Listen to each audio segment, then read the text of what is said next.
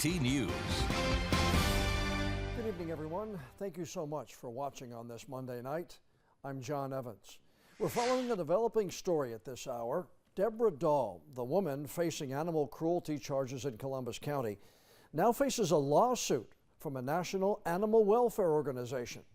WECT's Connor Smith looked through that lawsuit for us tonight. Connor, this is about where the animals at Dahl's property will end up going, right? Yeah, that's right, John. The American Society for the Prevention of Cruelty to Animals, or ASPCA, is fighting to get full custody of all the dogs that Deborah Dahl owns. In her response, Dahl says the dogs should instead return to the home where this whole story started. Weeks after a court dismissed more than 90 charges against her, Deborah Dahl is headed back to court, this time for a civil complaint. The ASPCA's complaint against Dahl in the state of North Carolina asks for full ownership of all of Dahl's dogs. The complaint says Dahl's failure to, quote, provide even the most basic care led to many of the dogs developing serious health conditions. Pictures we received from the Columbus County Sheriff's Office show the dogs in tight cages.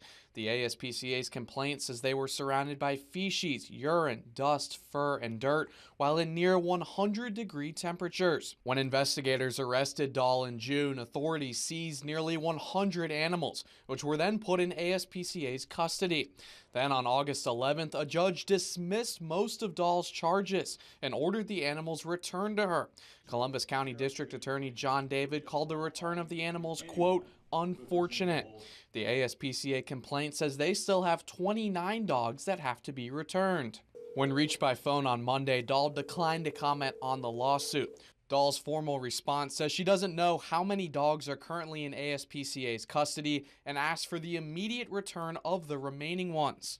Her response also denies many of the lawsuit's allegations. She says she provided, quote, clean, sufficiently cooled, safe, appropriate housing for all of her dogs.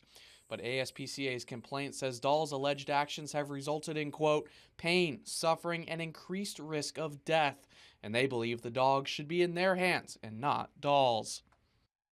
We also reached out to the lawyers on both sides of this lawsuit today, and the ASPCA did just send us a statement moments ago. You can read that in full inside this story on our website. Of course, we'll also keep you updated on this suit and the 2 felony and 19 misdemeanor charges that Dahl still faces. Live in the newsroom, Connor Smith, WECT News.